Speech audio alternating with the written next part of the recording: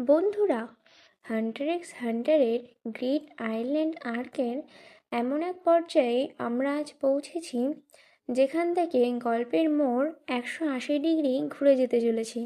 আজকের এপিসোড 72 নিয়ে কথা বলা মানে হলো এক দীর্ঘ এবং জটিল যুদ্ধের প্রস্তুতির গল্প বলা। আপনারা যারা গত কয়েকটি এপিসোড দেখেছেন তারা জানেন যে বোম্বার ওরফে গেন্থ্রু কতটা নৃশংস এবং ধূর্ত হতে পারে। কিন্তু আজকের ভিডিওতে আমরা দেখব সেই ধূর্ততাকে টক্কর দেওয়ার জন্য আমাদের প্রিয় গণ কিভাবে নিজের সীমাবদ্ধতাকে অতিক্রম করার এক অসম লড়াইয়ে নেমেছে। একজন এনহ্যান্সার হিসেবে গণের সহজাত ক্ষমতা হলো সরাসরি আঘাত করা, কিন্তু ভিস্কি তাকে আজ এমন এক এমিশন ট্রেনিংয়ের মুখে ঠেলে দিয়েছে যা গণের জন্য শারীরিক এবং মানসিকভাবে এক চরম পরীক্ষা।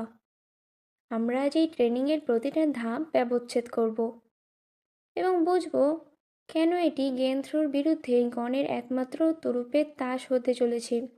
শুধু তাই নয়, পর্দার আড়ালে ফ্যান্টম ট্রুপ আর হিজোকা মিলে যে নতুন এক গুটি জ্বালছে সেই রহস্যের জটও আমরা আজ খুলব। বিশেষ করে কালুডোর প্রবেশ ট্রুপের শক্তিকে কোন দিকে নিয়ে যাচ্ছে তা নিয়ে হবে বিস্তারিত আলোচনা।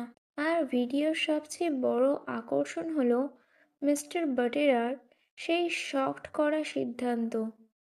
কোটি কোটি টাকা খরচ করে যে মানুষটি এই গেমের পেছনে নিজের জীবন উৎসর্গ করেছিলেন, তিনি কেন হঠাৎ গেমের শেষ প্রান্তে এসে সবকিছু ত্যাগ করলেন? এর পেছনে কি শুধুই শোক, নাকি অন্য কোনো রহস্য লুকিয়ে আছে? আজকের এই ভিডিওতে প্রতিটা ছোট ছোট ডিটেলস এবং কার্ড মেকানিজম বুঝিয়ে দেব, তাই কোনো অংশ মিস করবেন না, কারণ আজকের ভিডিওটি আপনার হান্টার এক্স হান্টার দেখার দৃষ্টিভঙ্গি বদলে দিতে পারে। চলুন সরাসরি প্রবেশ করি গ্রিড আইল্যান্ডের এই শ্বাসরুদ্ধকর অধ্যায়ে। এপিসোডের শুরুতেই আমরা দেখতে পাই হিজোকাকে। সে ফ্যান্টম ট্রুপের মেম্বারদের সাথে কথা বলছে। এখানে একটা মজার ব্যাপার হলো, ট্রুপের মেম্বাররা ক্লোরোর নেন ফিরিয়ে আনার জন্য একজন এক্সোরসিস্টকে খুঁজছে। হিজোকার আসল উদ্দেশ্য হলো ক্লোরোর সাথে যুদ্ধ করা, তাই সে তাদের সাহায্য করছে। এখানেই আমরা দেখতে পাই কালুটোকে, যে ট্রুপের নতুন মেম্বার।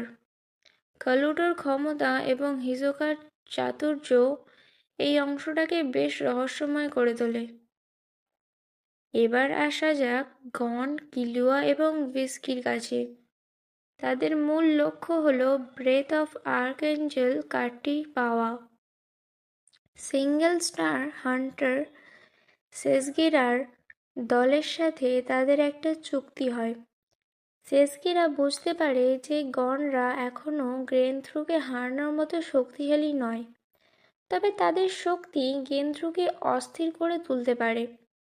তারা ঠিক করে যে গেন্থ্রুকে ব্রেথ অফ আর্কএঞ্জেল কার্ডটি ব্যবহার করতে বাধ্য করবে, যাতে সেটি অরিজিনাল কার্ডে রূপান্তরিত হয় এবং তারা সেটি ভাউচার দিয়ে বদলে নিতে পারে।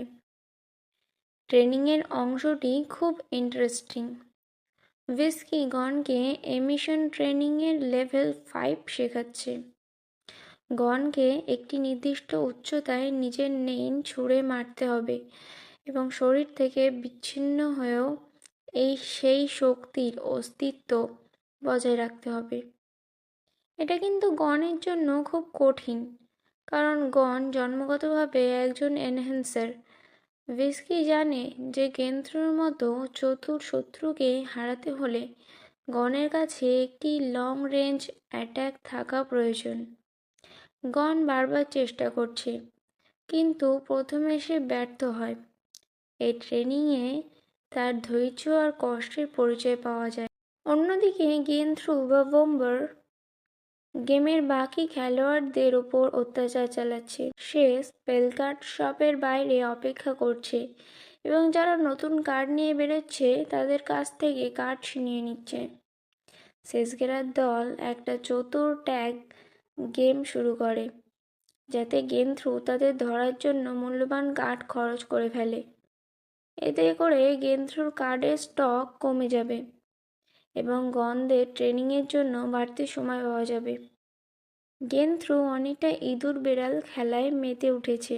ভিডিওর ক্লাইম্যাক্স আসে যখন সেসগেরা মিস্টার ভাটেরার প্রাসাদে ফিরে যায়, কিন্তু তারা দেখে ভাটেরা গেমটি থেকে নিজেকে সরিয়ে নিয়েছেন এবং পুরো কন্ট্রাক্ট বাতিল করে দিয়েছেন। সবাই অবাক হয়ে যায়। এত কষ্টের গেম কেন মাঝপথে বন্ধ করে দিলেন ভাটেরা?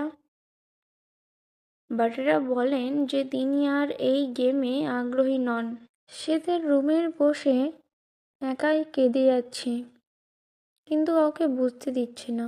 সবাই এবার অবাক হয়ে যায়। ভাটেরা বলে, তোমাদের টাকা দিয়ে দেওয়া হবে গেম খেলার জন্য।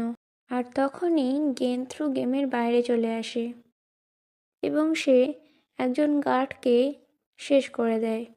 তো বন্ধুরা, গ্রিড আইল্যান্ডের এই এপিসোডটি আমাদের চোখে আঙুল দিয়ে দেখিয়ে দিল যে এটি কেবল কোনো ডিজিটাল গেম নয়, এটি মানুষের স্বপ্ন, জেদ আর ট্র্যাজেডির এক জীবন্ত প্রতিচ্ছবি। বাটেরার সেই অশ্রুসিক্ত বিদায় আমাদের মনে করিয়ে দেয় যে পৃথিবীর সব ঐশ্বর্য দিয়েও মানুষের জীবনের সবচেয়ে বড় ক্ষতিগুলো পূরণ করা যায় না। কিন্তু অন্যদিকে গণের সেই ক্লান্ত শরীর আর তার চোখের অগ্নিকুণ্ড আমাদের বলছে যে লড়াই এখনো শেষ হয়নি।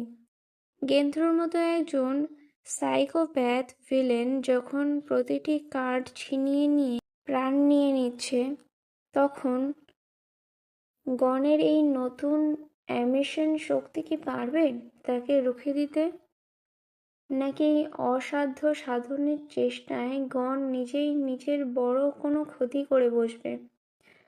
আপনাদের কি মনে হয়, বাটেরার এই চলে যাওয়া কি গেন্থ্রুর জয়কে আরো সহজ করে দিল, নাকি এটি হবে গণের জন্য জেতার সবচেয়ে বড় অনুপ্রেরণা? আপনার মতামত, আপনার এই থিওরি এবং আপনার আবেগ আমাদের কমেন্ট বক্সে লিখে জানান। আজ এখানেই বিদায় নিচ্ছি, তবে দেখা হচ্ছে খুব শীঘ্রই গণের সেই বিধ্বংসী ফাইনাল অ্যাটাকের ভিডিও নিয়ে।